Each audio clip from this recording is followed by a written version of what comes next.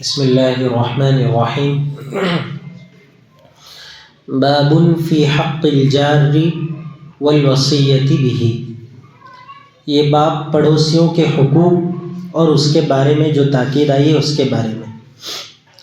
علامہ نووی رحمۃ اللہ علیہ نے باب قائم کیا ہے پڑوسیوں کے حقوق، ان کے حقوق کیا ہیں، اور پڑوسیوں کے سلسلے میں اللہ کے رسول صلی اللہ علیہ وسلم نے کیا کیا تاکیدیں اور ہدایتیں ارشاد فرمائی ہے، اور ان کے ساتھ کیسا معاملہ اور سلوک کرنا چاہیے، یہ باتیں اس باب میں علامہ نووی رحمۃ اللہ علیہ ذکر کریں۔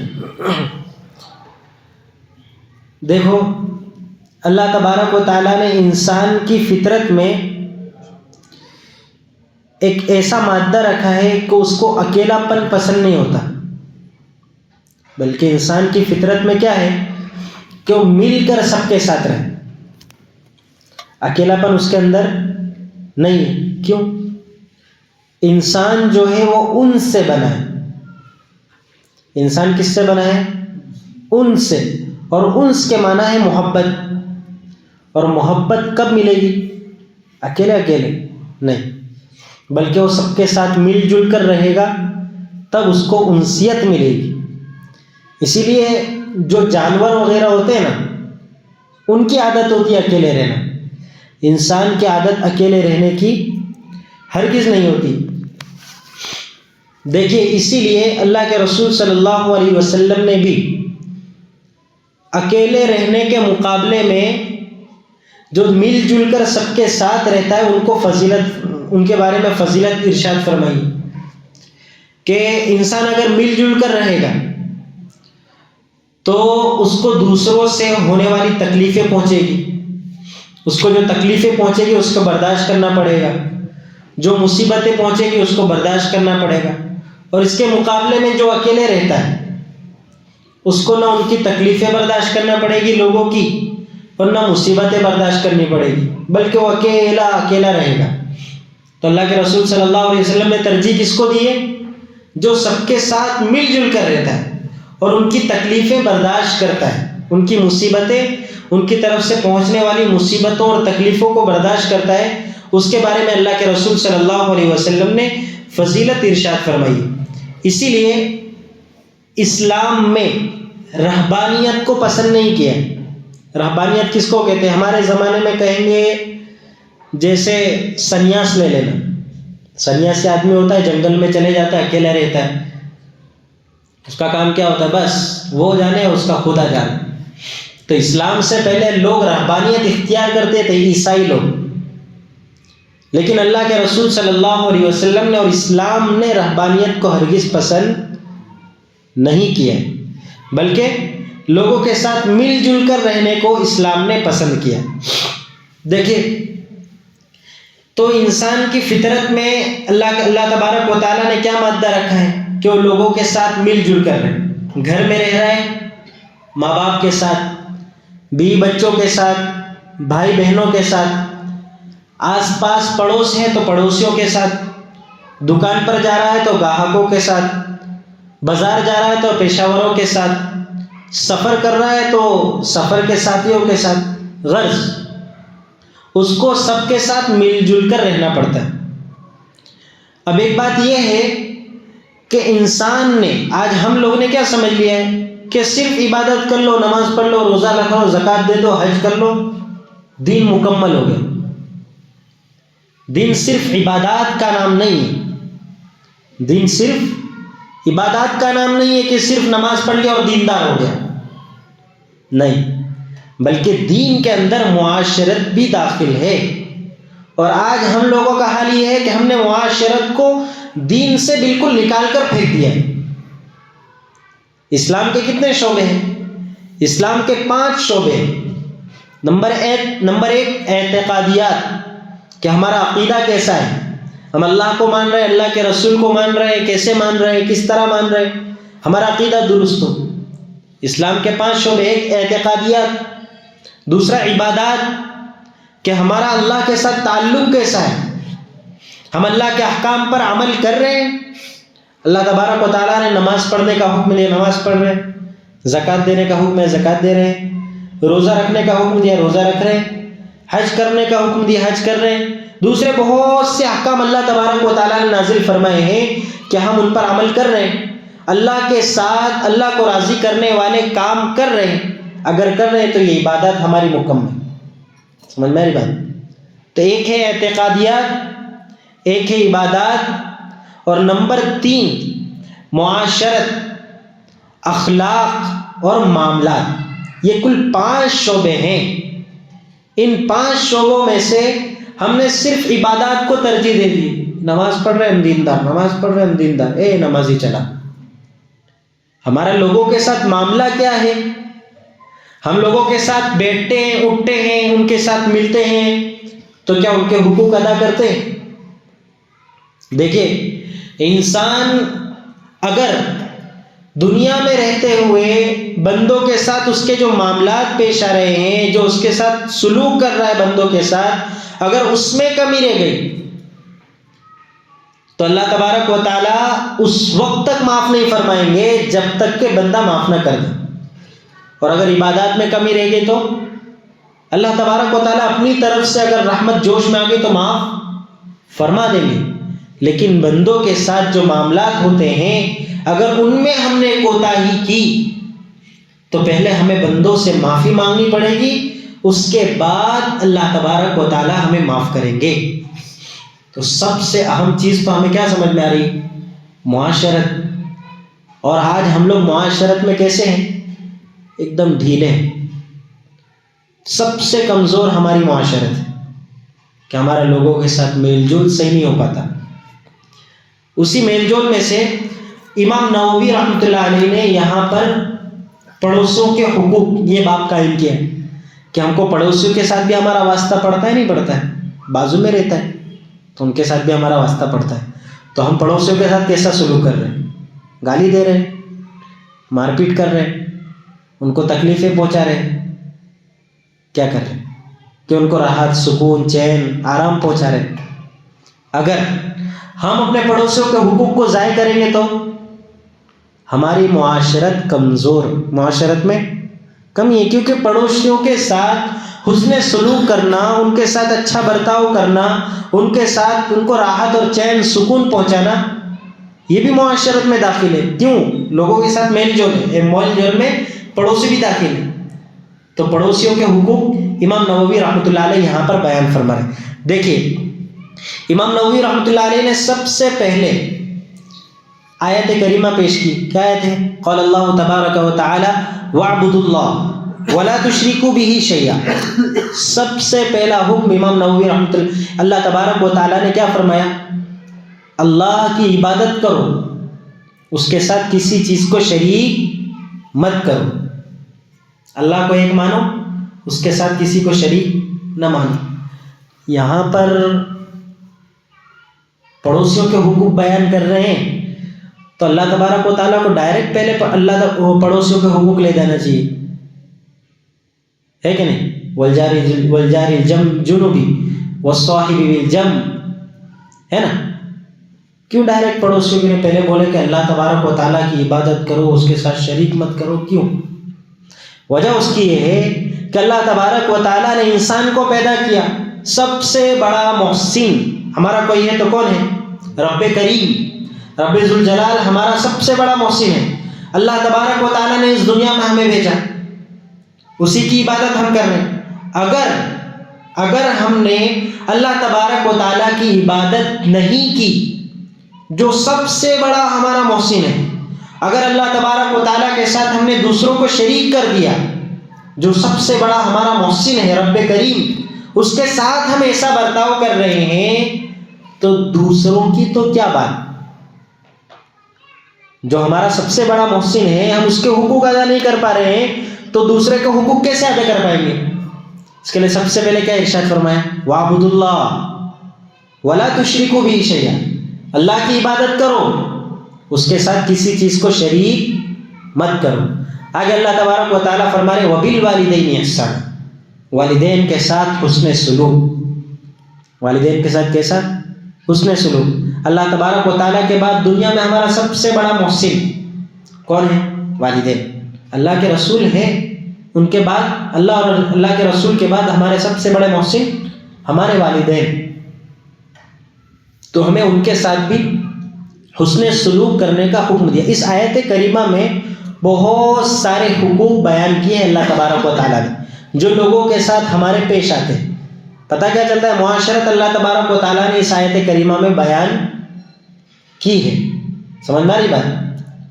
وَبِالْوَالِدَيْنِ إِحْسَانًا، ہم گھر میں رہ رہے ہیں، اپنے ماں باپ کے ساتھ میل جول آیا، اپنے ماں باپ کے ساتھ کیسا سلوک ہو رہا ہے؟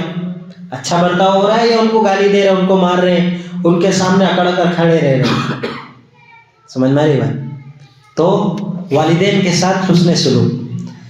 وَبِذِي الْقُرْبَى، اور اللہ تبارک و تعالیٰ فرماتے ہیں کہ جو نزدیک کا پڑوسی ہے، نہیں، وَبِذِي الْقُرْبَى، اور اپنے رشتہ داروں کے ساتھ، وَالْيَتَامَى، یتیموں کے ساتھ، وَالْمَسَاكِينَ، اور مسکینوں کے ساتھ بھی حسن سلوک کرو۔ رشتہ داروں کے حقوق آ گئے، یتیموں کے حقوق آ گئے، مساکین کے حقوق آ گئے۔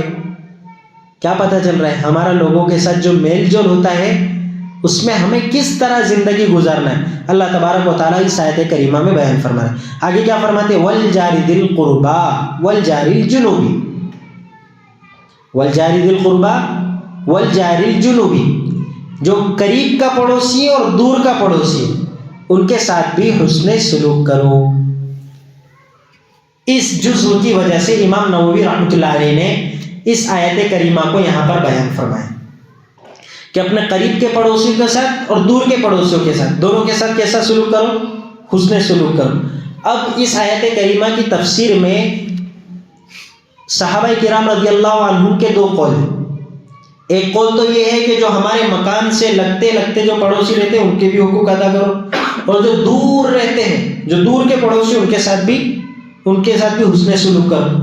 دوسرا قول صحابہ کرام کا یہ ہے کہ پڑوسی، جو قریب کا پڑوسی ہے اس سے مراد ہمارا پڑوسی بھی ہے اور رشتہ دار بھی ہے، اس کو بولیں گے قریب کا پڑوسی، اور جو دور کا پڑوسی ہے وہ رشتہ دار نہیں ہے لیکن صرف پڑوسی ہے، تو اس کو ہم کیا کہیں گے؟ دور کا رشتہ دار۔ صحابہ کرام نے دو قول یہاں پر بیان فرمائے، لیکن اللہ کے رسول صلی اللہ علیہ وسلم نے ارشاد فرمایا ہے کہ پڑوسیوں کی 3 قسم۔ نمبر 1، جو ہمارے گھر کے بازو میں صرف رہ رہا ہے، کافر، وہ بھی پڑوسی ہے، تو اس کے ساتھ بھی اللہ کے رسول صلی اللہ علیہ وسلم نے حسن سلوک کا حکم فرمایا۔ آیت کریمہ میں موجود پڑوسیوں کے ساتھ، تو کافر بھی اس میں داخل ہے، تو کافر کے ساتھ بھی ہمیں حسن سلوک کرنا ہے۔ ایک واقعہ ہے کہ کافر، یا کوئی ایسا واقعہ ہے کہ اپنا گھر بیچنے کے لیے اس نے نکالا اور قیمت 2 گنا 3 گنا 4 گنا بڑھا کر بیچ رہا ہے۔ لوگوں نے پوچھا کہ بھائی آپ کے مکان کی قیمت اتنی تو نہیں ہے جتنی آپ نے لگائی، تو پھر کیوں اتنا مہنگا مکان؟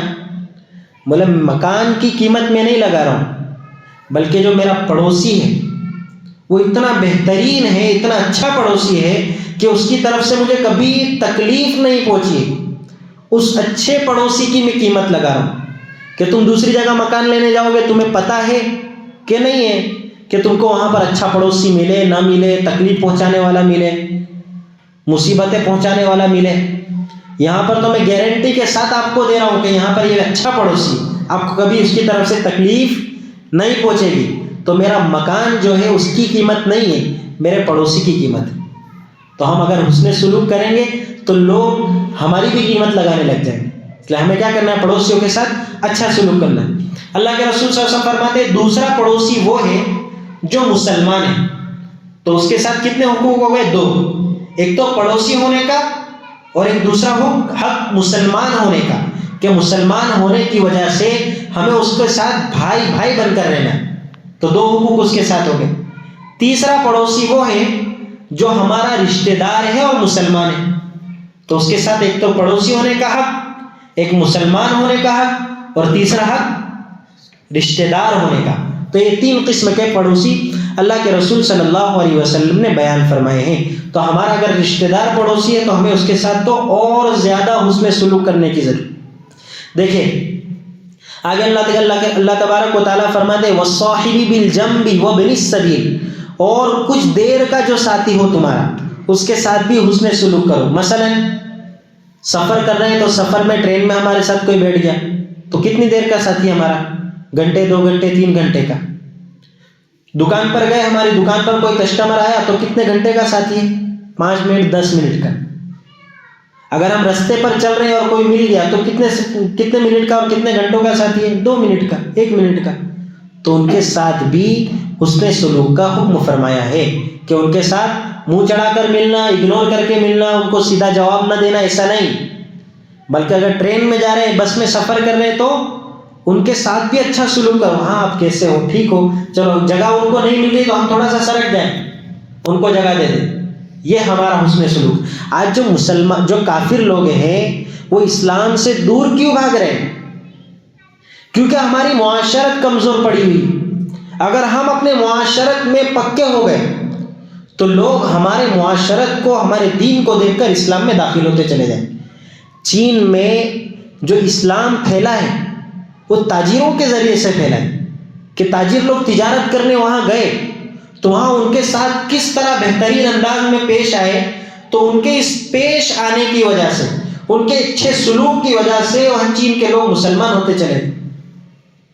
آج اسلام میں جو داخل نہیں ہو رہے ہیں اور اسلام سے دور بھاگ رہے ہیں, ہمارے معاشرت میں اپنے کمزوری کی وجہ سے. ہم معاشرت میں بہت کمزور پڑ چکے, ہمارے لوگوں کے ساتھ حسن سلوک نہیں ہے. دیکھیں آگے اللہ تبارک و تعالیٰ فرماتے ہیں وَابْنِ السَّبِيلِ, اور جو مسافر ہو اس کے ساتھ بھی اچھا سلوک کرو.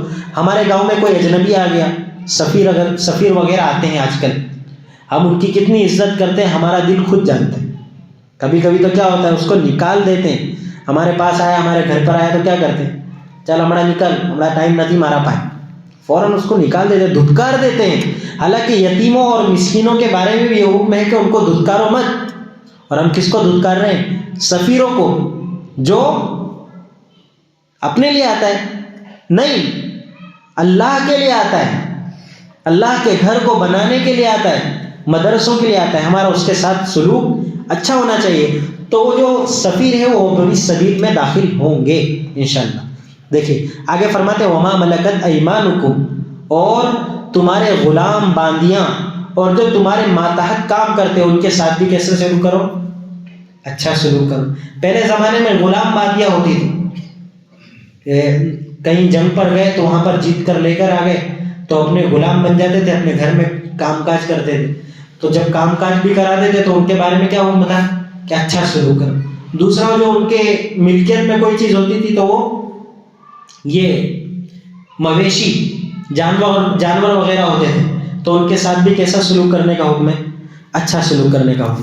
آگے امام نووی رحمۃ اللہ علیہ حدیث پیش کرتے وعن ابن عمر وعائشہ رضی اللہ تعالی عنہما قولا,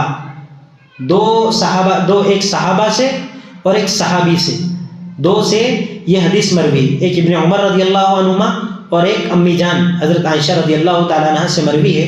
وہ فرماتے ہیں قال رسول اللہ صلی اللہ علیہ وسلم, اللہ کے رسول صلی اللہ علیہ وسلم نے ارشاد فرمایا ما زال جبرائیل یوصینی بالجاری, جبرائیل علیہ السلام برابر مجھے پڑوسیوں کے بارے میں تاکید فرماتے رہے. کون فرما رہا ہے؟ اللہ کے رسول صلی اللہ علیہ وسلم. اور کون تاکید فرما رہا ہے؟ جبرائیل علیہ السلام جو فرشتوں کے سردار ہے. کیا تاکید فرما رہے کہ ان کے ساتھ اچھا سلوک کرو. حتی ظننت, یہاں تک کہ اللہ کے رسول صلی اللہ علیہ وسلم کو کیا خیال آنے لگا؟ انہ سیورثہ, کہ ان قریب ان کو میراث میں بھی حق دینا پڑے گا. اتنی تاکید فرمائی کہ پڑوسیوں کے ساتھ حسن سلوک کرو. جبرائیل علیہ السلام کتنی مرتبہ آئے ہوئیں گے پڑوسیوں کے ساتھ حسن سلوک کا فرمانے کے لیے کہ اللہ کے رسول صلی اللہ علیہ وسلم کو یہ گمان ہونے لگا کہ ان کو ہمارے وراثت میں بھی شریک کر دیں گے. آج ہم کچھ اچھا کام کرنے جاتے ہیں, جیسے ہم اپنے سسرال وغیرہ میں جاتے ہیں, اور اگر بہت کام کر دیا تو لوگ کیا مذاق اڑانے لگتے ہیں نا, ہاں تجھے وراثت میں حصہ ملنے والا ہے. کیا کہتے ہیں؟ تو کو ملنے والا ہے وراثت میں حصہ, اس کے لیے بہت کام کر رہے ہیں. سمجھ میں آئی بات؟ تو وراثت میں حصہ ملنے والا ہے, اس کے خوش ہو جاتا ہے آدمی. تو پڑوسیوں کے بارے میں اتنی تاکید فرمائی کہ ایسا سلوک کرو, حسن سلوک کرو. کیا گمان ہونے لگا کہ ان کو وراثت میں شریک کر دیں گے. ہمارے یہاں کیا ہوتا ہے, ہمارا باپ ہمارے ابا اگر کسی دوسرے کے ساتھ, اپنی اولاد نہیں, دوسرے کے ساتھ, دوسرے کے بچوں کے ساتھ اچھا برتاؤ کرنے لگے, ان کو گھر میں بار بار لے کر آنے لگے, دکان پر لے جائے, جہاں جائے ان کو ساتھ میں لے کے جائے, تو بچے تھوڑا سا کیا ہوتے ہیں, جلتے ہیں. ہاں اس کو بیٹا بنانا نے, اس کو حصہ بھی دے دو اس کو گھر میں. ہمارے ساتھ بھی یہ واقعہ ہوتا ہے. ہمارے ابا ہے, ایک لڑکا ہے, اس کو بہت چاہتے ہیں, تو ہمارے جو بھائی بہن ہیں اس کو ایسا ہی کہتے ہیں, ہاں اس کو حصہ دے دو, گھر کا اوپر کا حصہ اس کو دے دو. ایسا ہوتا ہے. اگر والدین کسی دوسرے بچوں کو زیادہ چاہنے لگے تو بچے جلتے ہیں, ہاں اس کو حصہ دے دو. تو پڑوسیوں کے بارے میں کتنی تاکید آئی ہوگی کہ اللہ کے رسول صلی اللہ علیہ وسلم یہ گمان کرنے لگے تھے کہ ان کو وراثت میں حصہ نہ دینا پڑے گا, ان کو وراثت میں شریک بنا دیں گے, ایسا گمان ہونے لگا. اور آج کل ہمارا حل کیا ہے, ہم پڑوسیوں کے ساتھ کیسا سلوک کر رہے ہیں. صبح اٹھتے ہیں تو ٹانکی کا پانی بہتا ہے, اس سے ان کو تکلیف ہوتی ہے کہ نہیں ہوتی, ان کے پورے گھر کے سامنے پانی پانی پانی, ان کے گھر کے سامنے کچرا, ان کے ساتھ کبھی حسن سلوک کر ہی نہیں رہے. اور اللہ کے رسول صلی اللہ علیہ وسلم کو حضرت جبرائیل بار بار ارشاد فرمائے کہ پڑوسیوں کے ساتھ حسن سلوک, حسن سلوک, حسن سلوک. ایسا حسن سلوک ہمیں کرنے کی ضرورت ہے. اگر نہیں کریں گے تو قیامت کے دن کیا ہوگی, پوچھ ہوگی کہ تمہارے یہاں پڑوسی رہتے تھے, ان کے ساتھ تم نے کیسا سلوک کیا. اگر ہمارے پڑوسی ہمیں معاف نہ کریں, میں نے بتلایا اگر بندوں کے حقوق ہم ضائع کریں گے تو جب تک بندہ معاف نہیں کرے گا اللہ تبارک و تعالیٰ معاف ہرگز نہیں کریں گے. تو اگر ہم نے اپنے پڑوسیوں کے حقوق کو ضائع کر دیے تو ہمارے پڑوسیوں سے ہمیں معافی مانگنی پڑے گی. اگر ہم معافی نہیں مانگ رہے اور ایسے ہی مر گئے تو قیامت کے دن اللہ تبارک و تعالیٰ ہماری پکڑ کرے اور مضبوط پکڑ کرے. اس لیے ہمیں کیا چاہیے, ابھی ہم سے اگر ہمارے پڑوسیوں کو تکلیف پہنچ گئی تو ہم ان سے معافی مانگ لیں, اور اگر ہم اپنے پڑوسیوں کے ساتھ ابھی تک کوئی حسن سلوک نہیں کر رہے تھے تو ان کے ساتھ حسن سلوک کرنے لگے. مثلا اگر ان کے گھر پہ, ہمارے گھر پہ کچھ اچھی چیز بن گئی ہے تو ان کے یہاں پہنچا دے. اگر ہمارے یہاں کوئی باہر سے کوئی مٹھائی دے گیا ہے تو ان کا بھی کچھ حق نکال دے. تو اسے ان کے ساتھ حسن سلوک کرتے رہنا چاہیے. اللہ تبارک و تعالیٰ کہیں سنی باتوں پر عمل کرنے کی توفیق عطا